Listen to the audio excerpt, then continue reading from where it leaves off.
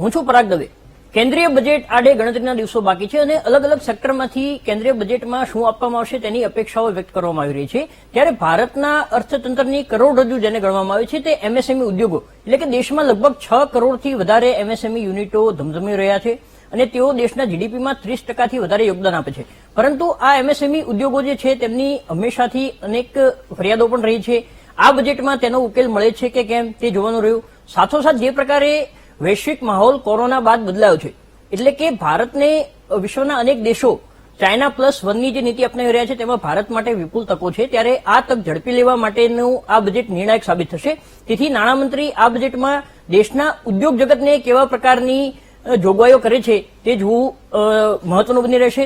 ઉપરાંત જે પ્રકારે આત્મનિર્ભર ભારત અભિયાન શરૂ થયું છે, એટલે કે ભારત નિકાસ વધારે અને આયાતનું પ્રમાણ ઘટે તે પ્રકારની નીતિ, ખાસ કરીને ચીન પરનું જે ડિપેન્ડન્સ છે, ફાર્માસ્યુટિકલ સેક્ટર છે, કેમિકલ સેક્ટર છે, રમકડા છે, સેમિકન્ડક્ટર્સ છે, આ તમામ સેક્ટરમાં પણ ભારત આત્મનિર્ભર બનવા માટે પ્રયાસ કરી રહ્યું છે. ત્યારે આગામી બજેટ 100% મહત્વનું બનશે, નિર્ણાયક બનશે અને આ બજેટમાં જે પગલાં લેવામાં આવશે તેની અસર આગામી દાયકામાં, એટલે કે ભારતને જે $5 ટ્રિલિયન ઇકોનોમી બનાવવાનું સરકારનું લક્ષ્ય છે તે પ્રાપ્ત કરવામાં મહત્વનું સાબિત થશે. તેથી આ અંગે ચર્ચા આવશ્યક છે અને આપણી સાથે ચર્ચા કરવા માટે આજે સ્ટુડિયોમાં જોડાયા છે ભાજપના નેતા દિવ્યાંગ પઢિયા, કોંગ્રેસના નેતા કૈલાશ ગઢવી, સીઆઈ ગુજરાતના ચેરમેન વિનોદ અગ્રવાલ, અજીત શાહ કે જેઓ જીએડીસી કમિટી જીસીસીઆઈના ચેરમેન છે અને રિયલ એસ્ટેટના ક્રેડા અમદાવાદના પ્રમુખ તેજસ જોશી. આપ સૌનું સ્વાગત છે. સૌથી પહેલા તો ભાજપના નેતા તરીકે દિવ્યાંગભાઈ, તમે જણાવો કે એમએસએમઈ આ દેશના અર્થતંત્રની કરોડરજ્જુ છે, ત્યારે આ સેક્ટર માટે સરકાર કેવા પગલાં લાવી શકે તેમ છે? આપણે સૌ જાણીએ છીએ કે કોરોના મહામારી જે વૈશ્વિક મહામારી છે એના કારણે સમગ્ર વિશ્વના દરેક દેશોના અર્થતંત્રમાં ખૂબ જ તકલીફ પડી છે. પણ આપણું ભારતનું અર્થતંત્ર જે એવું છે કે જે રિફોર્મના માધ્યમથી આપણે પરફોર્મની આપણી નીતિથી આપણે આગળ ચાલીએ છીએ. એના અંતર્ગત આપણે જે એમએસએમઈ જે સેક્ટર છે કે જે 12 કરોડ લોકોને રોજગારી આપે છે આપણા દેશમાં, કે જેનું 45% જે છે નિકાસ થાય છે અને આપણા જીડીપીમાં જેનો 29% હિસ્સો છે. તો એના રિવાઇવલ માટે સેન્ટ્રલ ગવર્મેન્ટે આપણે ઘણી બધી પ્રોત્સાહક યોજનાઓ અમલમાં મૂકેલી છે.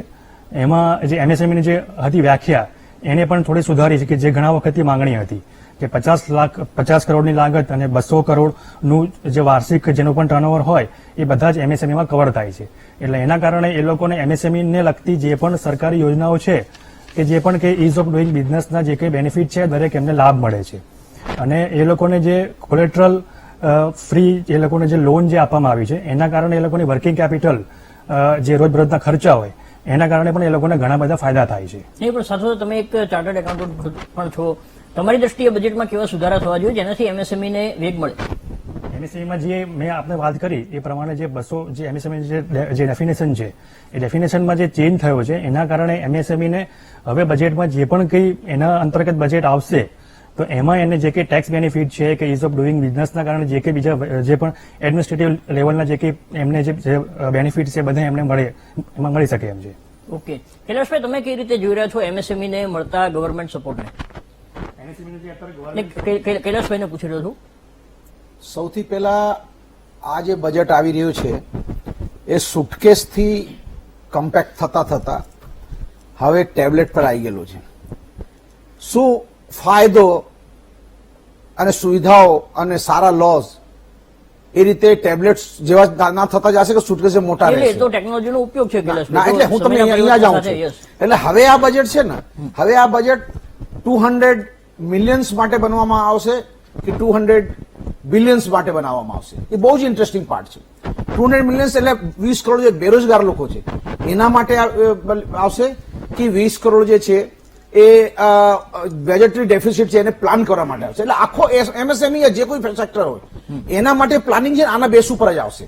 જો એ પોઝિટિવ એમાં આવ્યો 20 કરોડ મિલિયન્સ જોબ માટે કરવામાં આવ્યો તો એમએસએમઈ વધારે જોર દેવામાં આવશે. મારા મિત્રે વાત કરી કે સ્કેલ વધારે ડેફિનેશન સારું કરી નાખે, વાત સાચી છે. પણ શું ડેફિનેશન સારું કરવાથી કામ થઈ જાય? હું તમને નાનો એક્ઝામ્પલ આપું. ચાઇના જે છે એણે 2015માં મેડ ઇન ચાઇનાનો એક પોલિસી લાવ્યો અને ઇન્ડિયાએ 2014 સપ્ટેમ્બરમાં મેડ ઇન ઇન્ડિયાની પોલિસી લાવી. બંને કન્ટ્રીએ પોતાનું નક્કી કર્યું કે આપણે કયા કયા સેક્ટરમાં કરો. ઇન્ડિયા 25 સેક્ટર નક્કી કર્યો, ચાઇના 5-7 સેક્ટર નક્કી કર્યા, જેમાં ટેકનોલોજી, આર્ટિફિશિયલ ઇન્ટેલિજન્સ ને એવા આપણા માઇક્રોચિપ્સની વાત થઈ, એવી વસ્તુ જે વર્લ્ડ માર્કેટમાં ઇમ્પોર્ટ કરવો પડતો, ચાહે ઇન્ડિયા હોય કે ચાઇના હોય, જેને ઇમ્પોર્ટ કરવો પડતો અને વર્લ્ડમાંથી પોતાની ઇન્ડસ્ટ્રીઝ મેન્ટેન કરવા માટે લાવવું પડતું હતું. તો ચાઇના આજે જે આજે એક સિમ્પલ એક એક્ઝામ્પલથી વાત કરીએ કે જે માઇક્રોચિપ્સ માટે ચાઇના જે તે સમય જયારે એને સ્ટેન્ડઅપ મેક ઇન ચાઇનાનો પ્લાન કર્યો ત્યારે 13% માલ ખાલી બનાવતો હતો, આ 60% સુધી પહોંચી ગયું. ને આપણે મેક ઇન ઇન્ડિયા કરતા હતા, આજે આપણે ક્યાં પહોંચ્યા આપણે બધું સારા રીતે જાણીએ. એટલે ક્યાંક જે પોલિસી બનાવી, પોલિસીની વાતો કરવી અને ઇમ્પ્લિમેન્ટ કરવામાં એ બહુ મોટો ગેપ છે. હું તમને સિમ્પલ એક્ઝામ્પલ આપું. એફડીઆઈ કોઈ પણ કન્ટ્રી માટે સારામાં સારી વસ્તુ છે, બરાબર, એને એફડીઆઈ ઇન્ફ્લો આવવું જોઈએ, પણ એ એફડીઆઈ ક્યાં જાય છે, ક્યાં ઇન્વેસ્ટ થાય, બહુ ઇન્ટરેસ્ટિંગ છે. તમે સિમ્પલ વસ્તુ કહો, આજ ઇન્ડિયામાં એફડીઆઈ જે છે એકદમ નાના તમને આંકડાથી વાત કરીશ કે 2013-14 એફડીઆઈ છે ને એ $38 બિલિયન હતું, બરાબર, યુએસ ડોલર હતું, જે આજ વધીને $80 બિલિયન થઈ ગયું છે. એટલે બહુ સારું એફડીઆઈ વધ્યું છે દેશમાં આ 7 વર્ષમાં.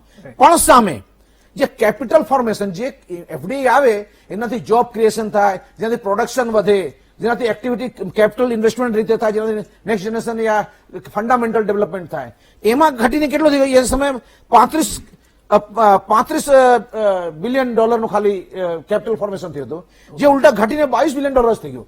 જો એક બાજુ એફડીઆઈ ડબલ થઈ ગઈ પણ સામે કેપિટલ ફોર્મેશન ઘટી. એટલે ક્યાંક જે આપણે એમએસએમઈ ની વાત કરી ને, એમએસએમઈ આ બધું જ ક્રિએટ થાય છે ત્યાં કરીને. અને સરકારી પોલિસીની વાત કરીએ તો આજ જે પાછલા 7 વર્ષ સરકારે જે પોલિસીઓ લાવી છે એમાં સૌથી વધારે હિટ પોલિસીઓ કર્યું તો એમએસ સરકારની જીએસટી એમએસએમઈને નુકસાન પહોંચાડ્યો છે. અને મોટા પાયે જીએસટીના કારણે એમએસએમઈ સેક્ટરમાં જે નાના યુનિટો હતા, જે એન્ટરપ્રેનર હતા, જે 1, 2, 3 જણા મળીને આખું બિઝનેસ ચલાવતા હતા, એને મોટો નુકસાન થયું છે. અને એમાં લગભગ 30% જેટલું બંધ પણ થઈ ગયા છે. એટલે સરકારથી આશા છે, સૌથી પહેલી આશા છે કે જીએસટી ને એટલો સિમ્પલ કરી દેવું જોઈએ કે એમએસએમઈ માલિક પોતે ખાલી એક ફોર્મ ભરે ને એનો જીએસટી પ્રોસેસ પૂરો થઈ જવું જોઈએ. આ એટલું બધું કોમ્પ્લિકેશન છે કે બિઝનેસ કરે કે આ બધું જોવા જાય. રાઈટ. આપણી સાથે એમએસએમઈ સેક્ટરના રિપ્રેઝેન્ટેટિવ એટલે કે ગુજરાત ચેમ્બરની જીએડીસી કમિટીના ચેરમેન અજીતભાઈ પણ છે. અજીતભાઈ, તમે જણાવો કે એમએસએમઈની એક્ઝેક્ટલી ખાસ કરીને ગુજરાતમાં કેવી સ્થિતિ છે અને સરકાર પાસે કેવી અપેક્ષા તમે રાખી રહ્યા છો?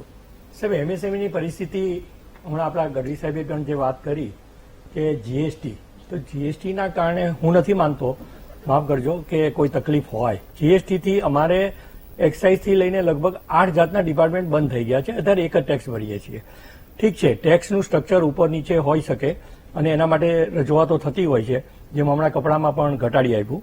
એટલે GST is not a issue છે જે એમએસએમઈ ઇન્ડસ્ટ્રીઝ જે અત્યારે આટલી મોટી સરસ ડેવલપ થયેલી છે અને આપણે ગુજરાતના અથવા તો ઇન્ડિયાના જીડીપીમાં સૌથી મોટો બેનિફિટ છે. અને ચાઇનાની જ્યારે વાત કરતા હોય તો આપણે ઇન્ફ્રાસ્ટ્રક્ચર બાબતમાં ખૂબ ધ્યાન આપવું પડશે. સરકારે ઘણી યોજનાઓ મૂકી છે, પરંતુ એમાં પણ હજી એગ્રેસિવ થવું પડશે. ઇન્ડિવિજ્યુઅલ સબસિડી કે ઇન્ડિવિજ્યુઅલ જે કે ટેક્સ માફી કે એ બધા પ્રશ્નો હવે એટલા મોટા નથી રહ્યા, એ બધું જોઈતું પ્રમાણમાં મળી રહ્યું છે. પરંતુ ઇન્ફ્રાસ્ટ્રક્ચર છે જે ઇન્ડસ્ટ્રીઝની, આજે ચાઇના કે બીજા દેશોનો જે વિકાસ થયેલો છે, યુરોપમાં તમે જાઓ, કોરિયા જાઓ, જાપાન જાઓ, તો એ ટાઈપની ઇન્ફ્રાસ્ટ્રક્ચર આપણે ત્યાં નથી. ક્લસ્ટર બેઝ ડેવલપમેન્ટ નથી. તો એના માટે ખરેખર જે અત્યારે આપણી પાસે ગુજરાતની વાત કરીએ તો 4 થી 4.5 લાખ એમએસએમઈ છે, એને આપણે એમએસએમઈ ના રાખીએ, હવે એને એમએનસીમાં લઈ જઈએ. તો આ કાર્ય કરવા માટે સૌથી પહેલી જરૂરિયાત હવે આપણી ઇન્ફ્રાસ્ટ્રક્ચર છે. ઇન્ફ્રાસ્ટ્રક્ચરનો જે ખર્ચ છે એ સરકારે હમણાં ઘણા મોડેલો મૂક્યા છે, પીપીપી મોડેલ લેવા જોઈએ અથવા તો સરકાર પણ એમાં સપોર્ટ કરે છે. તો એ ટાઈપના મોડેલો લઈ અને આપણે ક્લસ્ટર બેઝ ડેવલપમેન્ટ કરવું પડશે. અત્યારે આપણે ગુજરાતની અંદર કંઈ પણ કોઈ પણ ઇન્ડસ્ટ્રીઝ જોઈએ તો કોઈ જગ્યાએ બાજુમાં પ્લાસ્ટિક છે, એની બાજુમાં ફૂડ છે, એની બાજુમાં કેમિકલ છે, એની બાજુમાં એન્જિનિયરિંગ છે. તો એક મિક્સ ઝોન છે. એ બધું બાય ડિફોલ્ટ ડેવલપમેન્ટ થઈ ગયું આપણું, પણ હવે બાય ડિઝાઇન કરવું પડશે. અને એ બાય ડિઝાઇન કરવા માટે થઈને આપણે એક ઇન્ફ્રાસ્ટ્રક્ચરની સિસ્ટમ બનાવવી પડશે.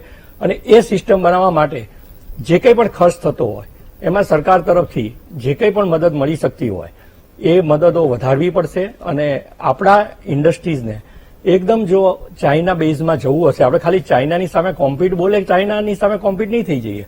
આપણે કરવા માટે આપણે બધી તૈયારી કરવી પડશે. ગઢવી સાહેબે કહ્યું ને 1980માં ચાઇના અને આપણે એક જ સાથે હતા. ઇકોનોમી એને ફાસ્ટ ટ્રેક પર મોડ લઈ લીધો. હવે આપણે કોઈક એવી વાત કોમ્પિટિશનની વિચારવા માંડ્યા. હજી તો સુધી તો શરૂઆત કરી છે. તો મેડ ઇન ઇન્ડિયા કરીને અને આપણે જે કંઈ પણ આ કરવું છે એમાં એમએસએમઈનો પૂરો સપોર્ટ જોઈએ.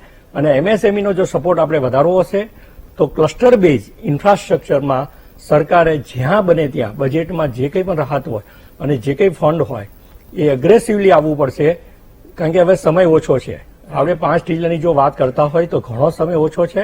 તો એના માટે આપણે ઇન્ડસ્ટ્રીને જો બઢાવો આપવો હશે સરકારે તો આ ઇન્ફ્રાસ્ટ્રક્ચર બાબત ધ્યાન આપવું પડશે. હા, એટલે ચીન સાથે સ્પર્ધા કરવા માટે સમય પણ યોગ્ય છે, કારણ કે સમગ્ર વિશ્વમાં એક પ્રકારે અજીતભાઈ હાલમાં એન્ટી ચાઇના સેન્ટિમેન્ટ જોવા મળી રહ્યો છે. અને મેં જે પ્રકારે જણાવ્યું, ચાઇના +1ની નીતિ ઘણી બધી મલ્ટીનેશનલ કંપનીઓ અમલી બનાવે છે, ત્યારે ભારત તેનો મહત્તમ લાભ લે તે આવશ્યક છે.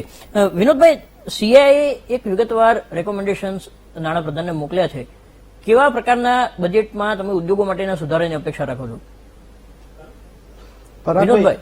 પરાગભાઈ, આપણે સીઆઈએ એક નેશનલ બોડી છે અને આપણે નેશનલ જ્યારે પણ બજેટ આવે છે we are part of it. અમે ઘણા બધા રેકમેન્ડેશન મોકલતા હોઈએ છીએ, દરેક સેક્ટરમાં મોકલતા હોઈએ છીએ. હવે જેમ કૈલાસભાઈએ કીધું કે ભય ખાતાથી વધીને હવે આપણે લેપટોપ પર આવી ગયા છે, આપણું જે ટેબ્લેટ ઉપર બજેટ આવી ગયું છે, વિચ સો સિમ્બોલિકલી કે ભાઈ આપણે ડિજિટાઇઝેશન તરફ જઈ રહ્યા છે. દેશ એક આખું નવા યુગમાં પ્રવેશી રહ્યું છે. આપણે એક મિલેનિયમ યુગમાં જઈ રહ્યા છે. આપણે સ્ટાર્ટઅપ્સની વાતો કરીએ છીએ, આપણે ડિજિટાઇઝેશનની વાત કરીએ છીએ, એનઆઈપીની વાત કરીએ છીએ, નેશનલ ઇન્ફ્રાસ્ટ્રક્ચર પ્રોજેક્ટ્સની વાત કરીએ છીએ.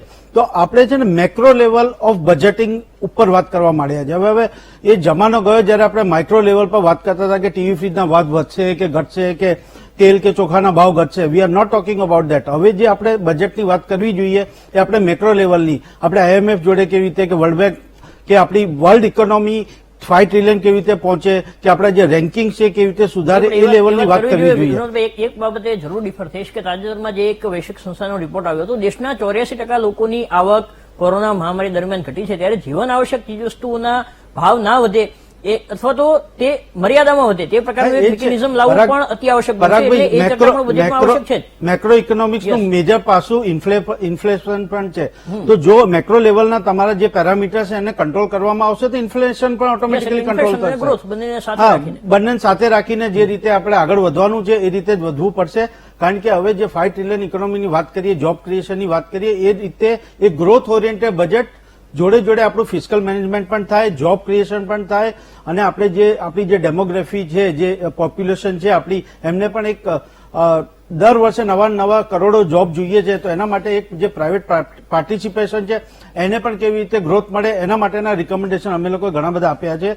તો અને આમાં શું છે કે બે વસ્તુ છે. લાસ્ટ યર જેમ વેક્સિનના 2 ડોઝ આપવામાં એ રીતે આપણે બજેટમાં જે લાસ્ટ બજેટ હતું એમાં આમ કહેવાય કે થોડુંક ગ્રોથ આપવા માટેના વેક્સિન આપવામાં આવી. એનાથી આપણે આખા વર્ષ જોયું છે કે 1.5 લાખથી પણ વધારે જીએસટી કલેક્શન પર મંથ થઈ રહ્યું છે. પણ આ બજેટ અમે જોઈ રહ્યા છે કે ત્રીજું બુસ્ટર ડોઝ તરીકેનું એક વેક્સિન આપવામાં આવશે ઇકોનોમીને, જેનાથી આપણે આગળ જતા ઘણું બધું વધશે. અમે જે મેજર તમને કહીએ રિકમેન્ડેશનમાં તો આપણે હેલ્થકેરમાં અમે વાત કરી છે કે ભાઈ અત્યારે જે 1.29% છે જીડીપીનું ખર્ચો જે આપણે ગવર્મેન્ટ કરે છે, પબ્લિક સ્પેન્ડિંગ છે હેલ્થકેરમાં, એ વધીને મિનિમમ 3% થવું જોઈએ.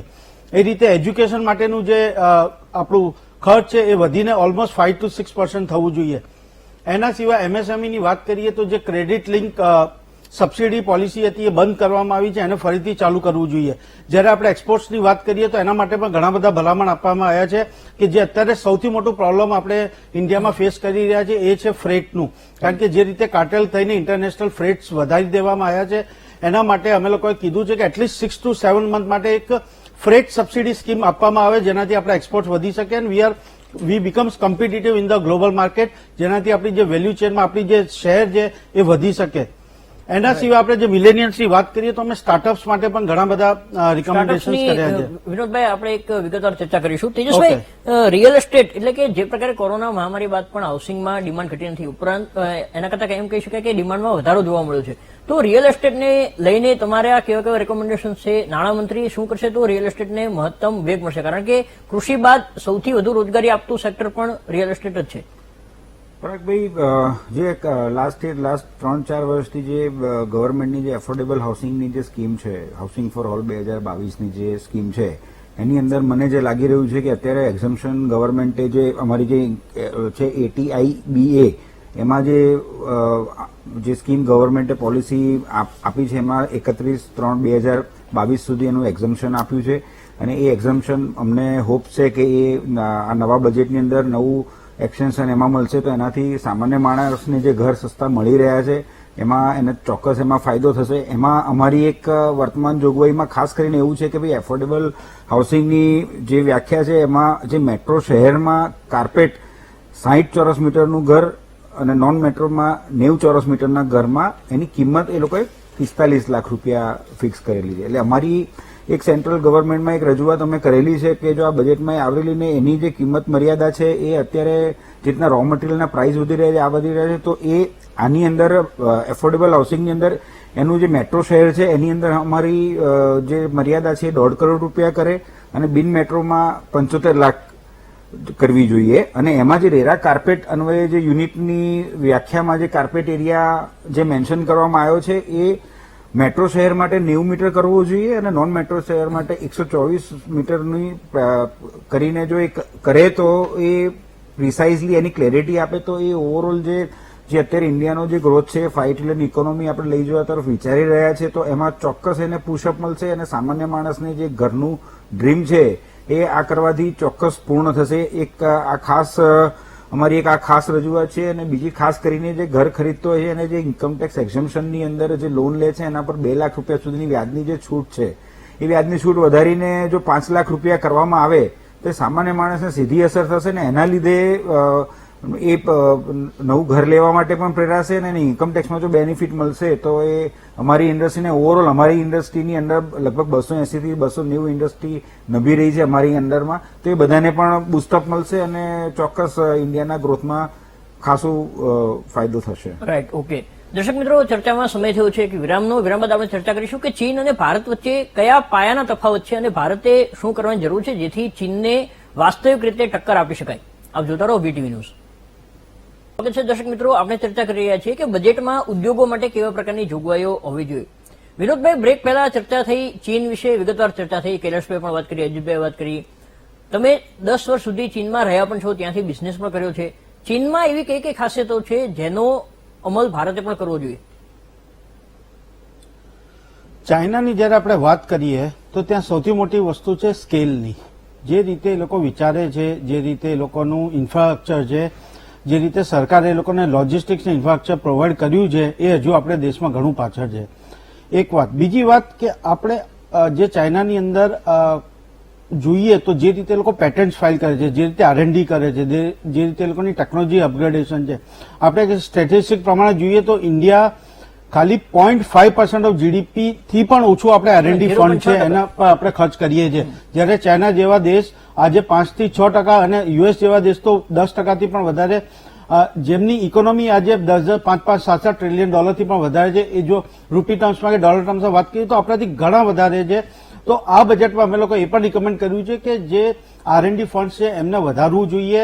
સરકારે જે વેટેડ આપણે એક છૂટ આપતા હતા, વેટેડ એક્સપેન્ડિચર જે આપણે કંપનીઓ કરતી હતી એના સામે ઇન્કમ ટેક્સમાં બેનિફિટ મળતું હતું તો એની પણ અમે લોકોએ માંગ કરી છે કે આપણે 200% સુધીનું જે એક્સપેન્ડિચર છે R&Dનું જે આપણી કંપનીઓ કરે છે એના ઇન્કમટેક્સ સામે એને બાદબાકી આપવામાં આવે. તો ચાઇનાની ફરીથી આપણે જો વાત કરીએ તો પર્ટિક્યુલરલી આજની સિચ્યુએશનમાં ઇન્ડિયાએ ઘણું બધું કરવાનું બાકી છે, પર્ટિક્યુલરલી ટેકનોલોજી અપગ્રેડેશનમાં, સ્કેલ્સ વધારવામાં, ઇન્ફ્રાસ્ટ્રક્ચર વધારવા. કારણ કે આજે એક લોજિસ્ટિક્સની વાત કરીએ તો આજે 70 વર્ષની આપણે આઝાદી, 75 વર્ષની આઝાદી પછી પણ આપણી જોડે એક ખાલી શિપિંગ કોર્પોરેશન ઓફ ઇન્ડિયા છે, એક શિપિંગ લાઇન છે. જ્યારે ચાઇના જોડે ઢગલો શિપિંગ લાઇનો છે.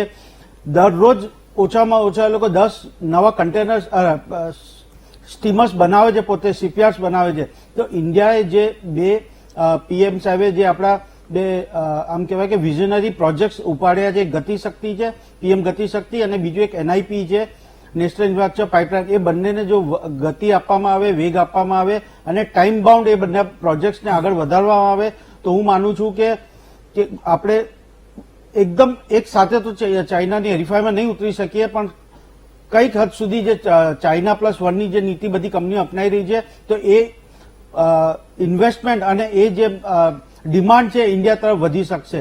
એની સાથે સાથે આપણે જે PLI સ્કીમથી આપણે જે અલગ અલગ સેક્ટર્સ આઈડેન્ટિફાય થયા છે એમને પણ સરકારી રેડ ટેપિઝમમાં ના ફસાઈને એ બધા પ્રોજેક્ટને ફટાફટ પાસ કરીને એનું જે પ્રોડક્શન જલ્દીથી જલ્દી વધે તો એ પણ આપણને એક ફાયદો થશે લોંગ ટર્મમાં. Right, okay.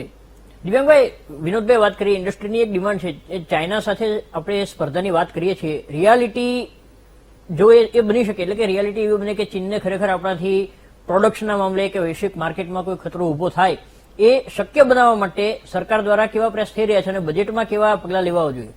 વિનોદભાઈ જે હમણાં વાત કરી એ પ્રમાણે જે મોટા ડ્રીમ પ્રોજેક્ટ જે છે ગતિશક્તિ અને એનઆઈપી વાળા, એના પ્રયાસ દ્વારા પણ આપણે ચાઇનાને આપણે ફાઇટ આપી શકશું. એ સિવાય આપણે આત્મનિર્ભર ભારતનું જે પેકેજ જે ડિક્લેર કર્યું છે, એ ટોટલ આપણા દેશના જીડીપીના 10.48%, એટલે લગભગ 20 લાખ કરોડનું બજેટ જે છે પેકેજ છે, કે જે આપણે ફર્ધર એને વધારી અને 27 કરોડ સુધી લઈ ગયા છે. લગભગ જીડીપીના 15% જેટલું બજેટ જે છે, કે જેના કારણે ખેડૂતો છે, ગરીબો છે, કે એમએસએમઈ છે, કે ઉદ્યોગકારો છે, એ લોકોને એના કારણે ઘણો ફાયદો થવાનો છે.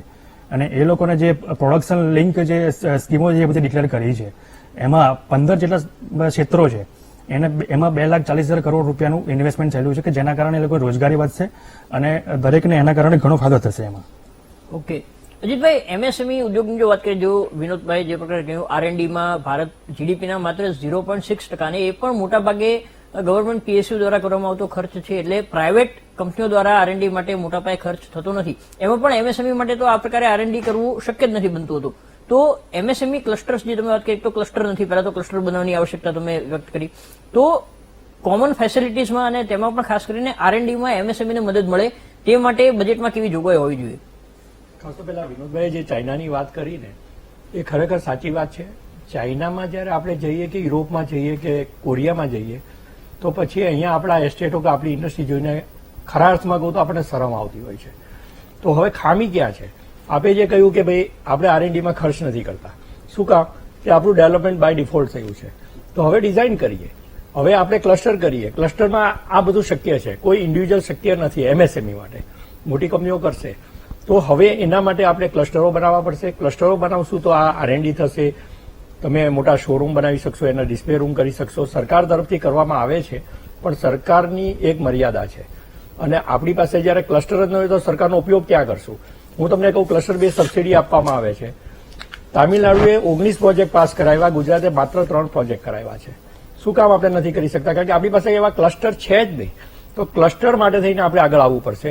હું ધન્યવાદ આપીશ વીટીવીને કે એમણે ઉદ્યોગ માટે એક પ્રોગ્રામ શરૂ કર્યો છે, કે જેમાં દરેક ઇન્ડસ્ટ્રીયલ એસ્ટેટો જીઆઈડીસી એ બતાવે છે કે ભાઈ અહીંયા આગળ ઇન્ફ્રાસ્ટ્રક્ચર સારી નથી અને અહીંયા આગળ સારી છે. તો એ જે સારી નથી એને સારી કરવા માટે શું કરવું? કારણ કે ઇન્ડસ્ટ્રી નાની છે, એ લોકોને કદાચ કોન્ટ્રીબ્યુશનમાં 50,000 કાઢવાના આવશે તો નહીં કાઢી શકે. તો એના માટે આપણે ઉભું રહેવું પડશે, સરકારે, આપણે કહીએ બી, અને એને આગળ લાવવા પડશે. તો આ ક્લસ્ટર જે બનાવવા પડશે, અને એ કરશું તો જ આ થશે. ફક્ત વાતો કરવાથી નહીં થાય. આપણે જીડીપીના જેટલા ટકા હોય, જેટલા આપણે નથી કરી શકતા, એગ્રી, સરકાર એનું કરશે. સાથે આપણે કલેક્ટિવલી પણ કામ કરવું પડશે, અને ક્લસ્ટરો બનાવી અને આ કાર્યને આપણે આગળ વધારવું પડશે. ઓકે, દર્શક મિત્રો, ચર્ચામાં સમય થયો છે વિરામનો. વિરામ બાદ આપણે ચર્ચા કરીશું કે એમએસએમઈને ફાઇનાન્સ કેટલું સરળ બની શકે, આ બજેટમાં એવી કેવી જોગવાઈઓ હોવી જોઈએ કે જેના કારણે એમએસએમઈ સરળતાથી ફાઇનાન્સ મેળવી શકે અને વૃદ્ધિ કરી શકે. આપ જોતા રહો વીટીવી ન્યૂઝ. તેનો દોર આગળ વધારીશું કે બજેટમાં ઉદ્યોગોને કેવા પ્રકારની અપેક્ષા છે. વિનોદભાઈ, અલગ અલગ સેક્ટર્સ ગુજરાતના ઘણા મહત્વના સેક્ટર, ટેક્સટાઇલ છે, કેમિકલ્સ છે, પ્લાસ્ટિક, ફાર્મા, દરેક સેક્ટરની કંઈક ને કંઈક ડિમાન્ડ હશે, સીઆઈ સુધી એ માંગ પહોંચી પણ હશે. તો આ બધા ઉદ્યોગો કેવી અપેક્ષા બજેટમાં રાખી રહ્યા છે? આપણે ટેક્સટાઇલની વાત કરીએ તો ગયા બજેટમાં ટેક્સટાઇલ પાર્ક બનાવવાની જે જોગવાઈ કરવામાં આવી હતી એનું હજુ પણ એનાઉન્સમેન્ટ નથી થયું. તો આપણે ગુજરાત હજુ રાહ જુએ છે કે જે 2 ટેક્સટાઇલ પાર્ક આવવાના છે, કઈ જગ્યા આવશે, એ આશાવાદ છે કે આ બજેટમાં એનાઉન્સ કરવામાં આવે. કેમિકલ ઇન્ડસ્ટ્રી ગુજરાતનું સૌથી બીજું મોટું ઇન્ડસ્ટ્રી છે. તો જે નવી જે ફોરેન પોલિસી આવી હતી, ફોરેન ટ્રેડ પોલિસી આવી હતી, એમાં MEIS અને SEIS ને કાઢીને રોડ ટેપ કરીને એક સ્કીમ મૂકવામાં આવી હતી, જેની અંદર મોટાભાગના આપણા જે કેમિકલ સેક્ટરના ચેપ્ટર્સ છે, 28 છે કે 29 છે, બધામાંથી એના ઇન્સેન્ટિવ કાઢી નાખવામાં આવ્યા છે. તો જયારે આપણે એક્સપોર્ટ્સની વાત કરીએ અને ગુજરાતની કેમિકલ ઇન્ડસ્ટ્રી આમ કહેવાય કે 70% સુધીનું પોતાનું ઉત્પાદન એક્સપોર્ટ કરતી હોય છે, ત્યારે આ બહુ જ મહત્વનું છે કે આપણે જે રોડ ટેપમાં જે ચેપ્ટર કાઢી નાખવામાં આવે છે ફરીથી રિસ્ટોર કરવામાં આવે.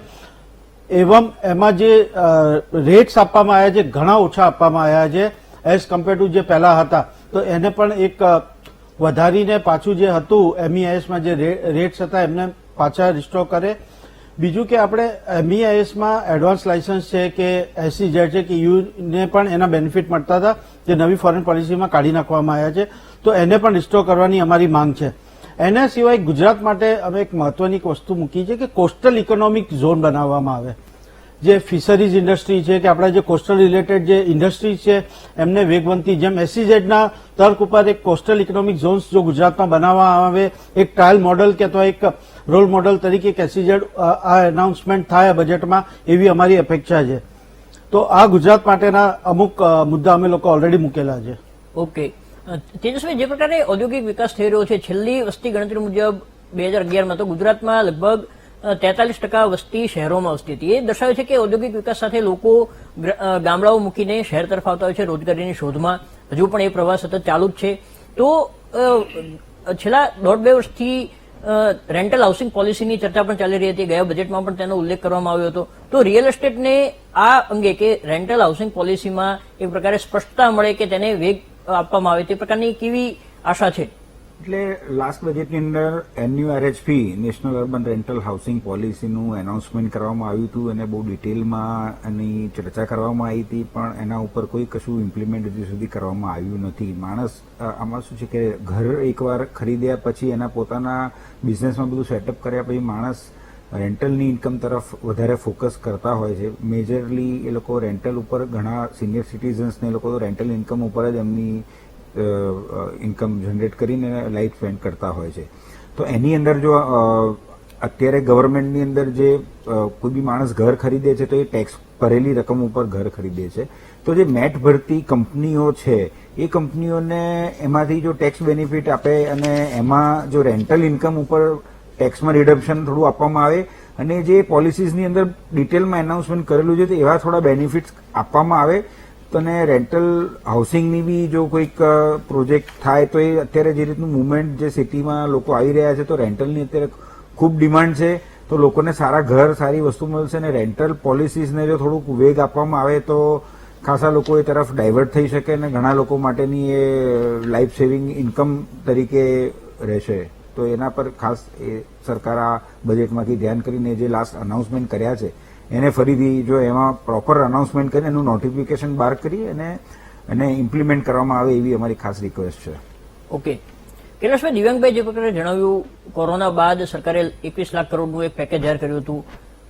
MSME ને તેનાથી કેટલો લાભ થયો છે અને આ બજેટમાં એવા કેવા પગલાં લેવા જોઈએ કે જેના કારણે MSME ને જે સૌથી મોટી સમસ્યા તેમની છે ફાઇનાન્સિંગની, કે બેંકો દ્વારા MSME ને ફાઇનાન્સ ઇઝીલી આપવામાં આવતું હોતું નથી. રિયાલિટી શું છે? સરકારનું કઈ બાબતે તમે ધ્યાન દોરશો? સૌથી પહેલા જે એમણે 20 લાખ કરોડની વાત કરી, આપણે બધા જાણે છે માત્ર જે બજેટ પ્રોવિઝન હતો એને બધું આપણે કોરોના હેલ્પના નામ ઉપર બતાવી દેવામાં આવ્યું. ઇમ્પ્લિમેન્ટેશન શું છે આપણે બધા જાણીએ છીએ અને એના 20 લાખ કરોડ આ દેશના લોકોને આપવામાં આવે ને તો આ ઇકોનોમી તો ડબલ ડિજિટમાં ડેવલપમેન્ટ ચાલુ થઈ જાય. એ ફંડ રિયલ એસ્ટેટમાં એ રીતે ઇમ્પ્લિમેન્ટ થાય. ખાલી કોવિડ કાળમાં ઉદ્યોગો યા ઇફેક્ટેડ પાર્ટીઓને હેલ્પ કરવામાં આવે તો, પણ એ વસ્તુ કંઈ થયું નથી. એક સારું પ્રેઝન્ટેશન હતું અને અલગ અલગ દિવસો પ્રેઝન્ટેશન કરીને એક માર્કેટમાં કોરોના કાળમાં લોકોને એક્ટિવિટી આપવામાં આવી ઓનલાઈન જોવા માટેની. એના સિવાય કંઈ એમાં ફાયદો થયો નથી. હું તો બહુ જ ઇન્ટરેસ્ટિંગ વાત કરું કે MSME ફાઇનાન્સ. આજે આપણે વાત કરતા જ્યારે ચાઇનાની વાત, તો ચાઇના એ જ કરે છે. એ સબસિડાઇઝ ફંડિંગ આપે છે એના પેલા ઇન્ટરેસ્ટ ફંડ આપે છે પેલાના એના ઉદ્યોગોને, સાથે સાથ એને ટાઈમ આપે છે, હોલિડેઝ આપે છે રિપેમેન્ટના. આવા બધા ઘણા ટાઈપના હેલ્પ કરીને એ લોકો કરે છે. અને ઇન્ડિયામાં પોઝિશન શું છે કે આજ તમને હમણાં મારા મિત્રે વાત કરી, MSMEમાં ફંડના કારણે કોઈ ઇન્ડસ્ટ્રી નથી બની GSTના કારણે. તો એક સમજો, સિમ્પલ ગણિત તમને સમજાવું છું. જે ઇન્ડસ્ટ્રીમાં 2 થી 6 મહિનાનો આઉટસ્ટેન્ડિંગ ક્રેડિટ લિમિટ ચાલતી હતી એ ઇન્ડસ્ટ્રીમાં તમે 28% જેમ તમે GST ચાર્જ કરવા માંગો એટલે 3 યા 4 મહિનામાં તમારો કમ્પ્લીટ વર્કિંગ કેપિટલ છે ને GSTમાં જતો રહે. એટલે પછી તમે ક્યાંથી રિકવર કરો. એટલે એવા ઘણી નાની 1 થી 5 માણસો ચાલતી MSME હતી એ બંધ થઈ ગઈ પીરિયડમાં. અને એનાથી મોટો મૂળ મુદ્દો જે કહેતા GST ફાઇનાન્સના મુદ્દામાં, તો આજ બેંકો ઇઝીલી ફાઇનાન્સ MSME નથી આપતી, ભલે સ્ટાર્ટઅપ ઇન્ડિયા હોય યા સ્ટેન્ડઅપ ઇન્ડિયા હોય. પોઝિશન આ ને આ ઉભી રહી છે. એનું તમને એક ડેટા તમને ખાલી બતાવીશું, તમને નવી લાગશે. ગુજરાત એટલે સૌથી વધારે ઇન્ટરેસ્ટ અને લોન રિપેમેન્ટ કેપેસિટી વાળું સ્ટેટ માનવામાં આવે છે. ઉદ્યોગ હોય યા પ્રાઇવેટ સેક્ટરના રેસિડેન્શિયલ હોય. પણ હું તમને એક ઇન્ટરેસ્ટિંગ ડેટા RBI ને બતાવીશ.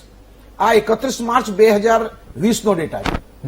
એમાં માન લો કે ગુજરાતમાં નેશનલાઇઝ બેંક છે, જે બેન્કિંગ સેક્ટર છે, જેને નોર્મલી ગવર્મેન્ટ પોલિસી વધારે અસર કરે છે, નેશનલાઇઝ બેંકો, એસબીઆઈ હોય, બીજી બેંકો જો, એ લોકોએ ટોટલ ગુજરાતથી માન લો 100 રૂપિયા ડિપોઝિટ લીધા, તો સામે ગુજરાતને એમણે 74-75 રૂપિયા જ એને લોન આપેલી છે.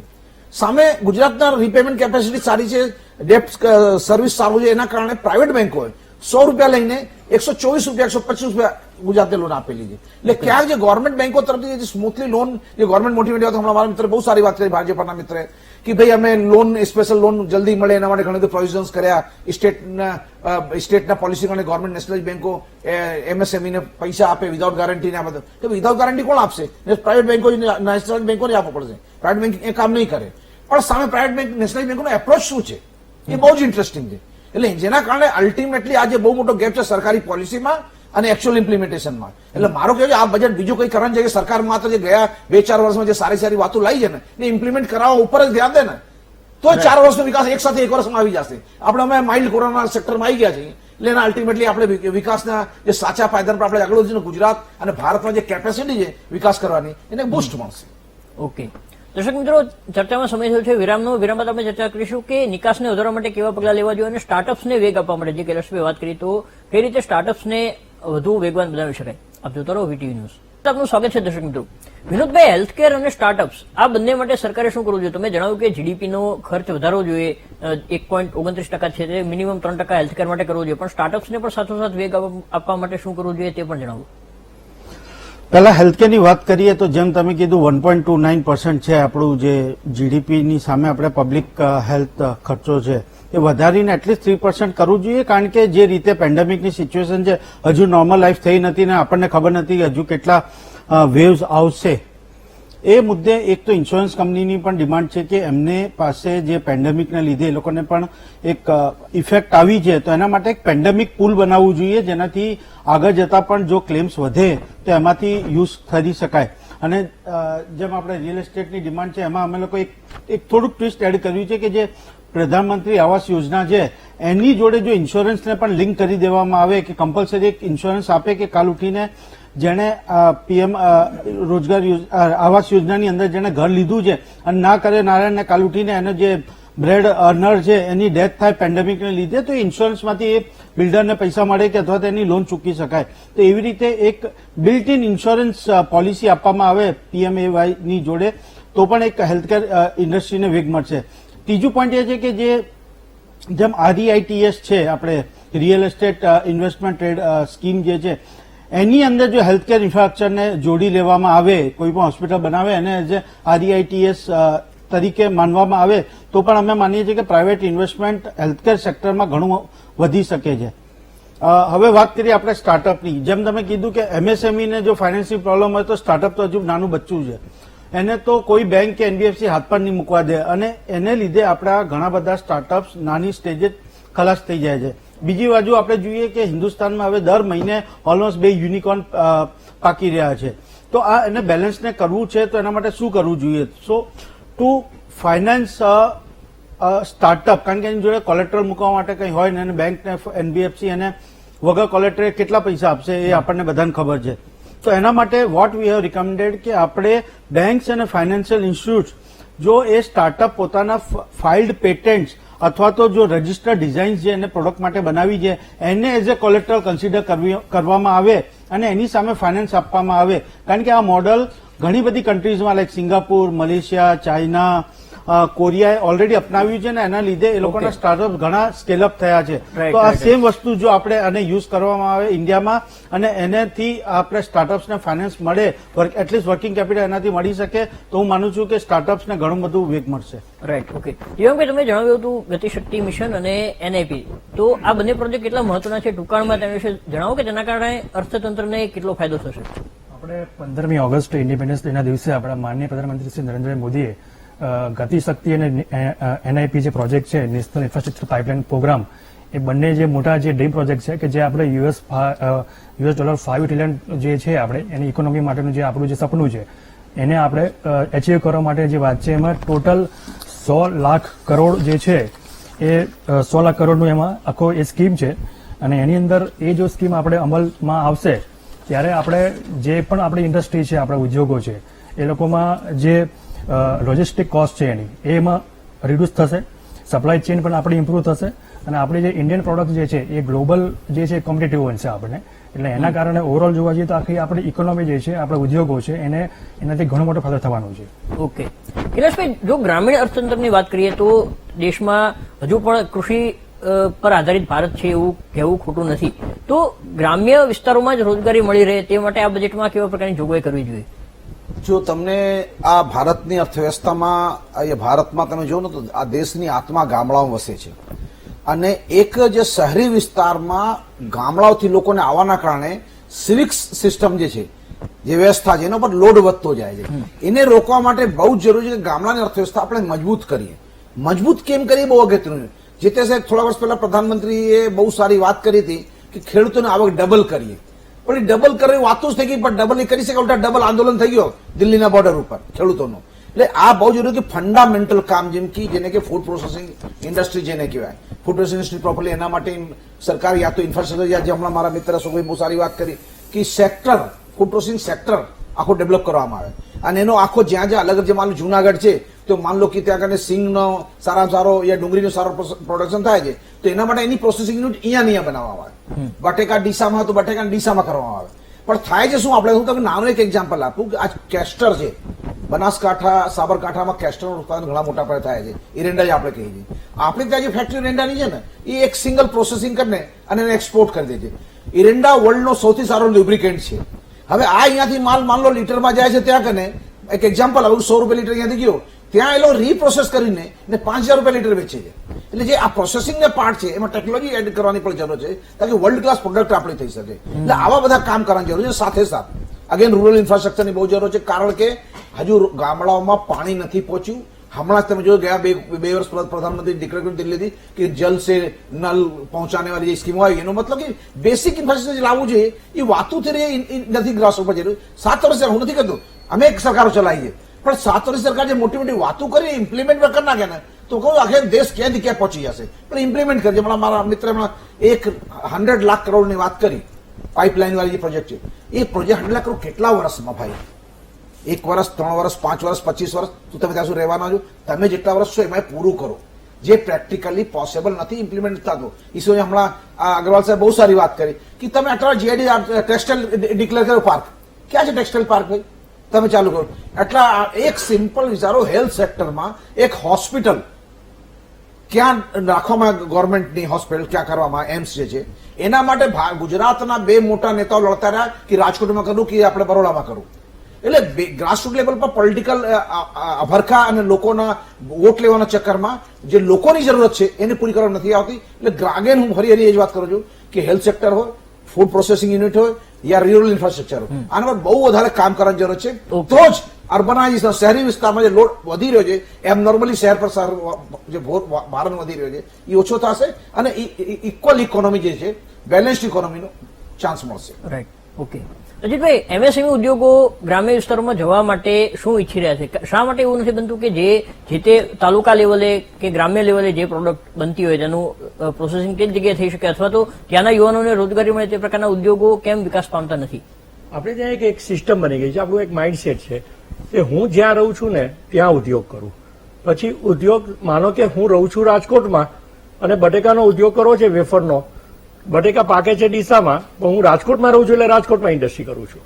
એટલે આ એક મોટો ઇસ્યુ છે. ગઢવી સાહેબે બહુ સાચી વાત કરી કે જે એરિયામાં જે પ્રોડક્ટ થતી હોય તે કરવી જોઈએ. હવે વાત એવી છે કે ઇન્ફ્રાસ્ટ્રક્ચર, શું કામ એ ઉદ્યોગ રાજકોટમાં થયો? કારણ કે ત્યાં આગળ ઇન્ફ્રાસ્ટ્રક્ચર હતી. એટલે હવે એ ટ્રાન્સપોર્ટ કોસ્ટ એડ કરે. આપણે ટ્રાન્સપોર્ટ કોસ્ટમાં હું તમને વાત કરું કે બહારના દેશો કરતા આપણે લગભગ 7% વધારે ટ્રાન્સપોર્ટ કોસ્ટ ચૂકવી રહ્યા છીએ. આ બહુ મોટો ગેપ છે. તમારે વૈશ્વિક જયારે કોમ્પિટિશન કરવું, ઇન્ટરનલ ચાલે, વૈશ્વિક જયારે જવું છે ત્યારે આ ડિફરન્સ તમારે કાઢવો પડશે.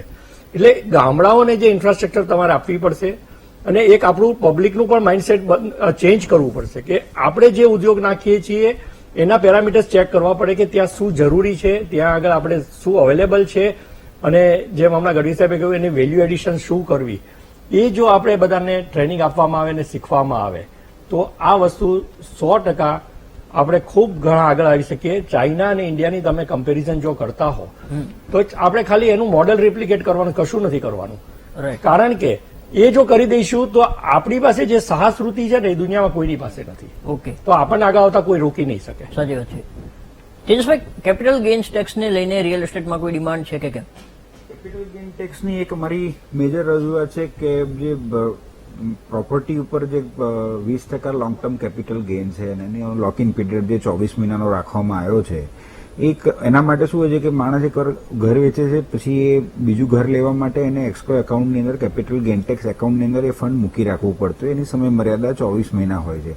હવે એ અમારી એક જ રજૂઆત છે કે એની અંદર જો 20%ની જગ્યાએ જો લોંગ ટર્મ કેપિટલ ગેઇન 10% કરવામાં આવે ને 24 મહિનાની જે લોક ઇન ટાઈમ છે એને 12 મહિના કરવામાં આવે તો એ ફંડ જે એક્સ્ટ્રા એકાઉન્ટની અંદર પડ્યું રહે છે અને કર્યું રહે છે, તો એ વસ્તુ કરવાથી ફાસ્ટ ફંડ માર્કેટમાં આવશે અને માર્કેટમાં ઇન્ફ્રાસ્ટ્રક્ચર ડેવલપમેન્ટ અને હાઉસિંગ ડેવલપમેન્ટમાં વધારે વેગ મળશે. તો આ એક જો બેનિફિટ આપવામાં આવે તો ઓવરઓલ એઝ અ માસ બધાને જ એનો ફાયદો થઈ શકે એમ છે. ઓકે, તો દર્શક મિત્રો, બજેટ આવી રહ્યું છે. ખાસ કરીને અપેક્ષાઓ ઘણી બધી છે, પરંતુ વાસ્તવિકતા એ પણ છે કે વૈશ્વિક બેંકો દ્વારા વ્યાજદર વધારવામાં આવી રહ્યા છે. ત્યારે ભારતની આરબીઆઈ પણ આગામી સમયમાં વ્યાજદરમાં વધારો કરે તેવી આશંકા વ્યક્ત કરવામાં આવી રહી છે. ત્યારે ફુગાવાને નાથવાની પડકાર નાણામંત્રી સામે છે અને સાથોસાથ કોરોના બાદ ઔદ્યોગિક વૃદ્ધિને વેગ આપવાનો પડકાર પણ ઉભો છે.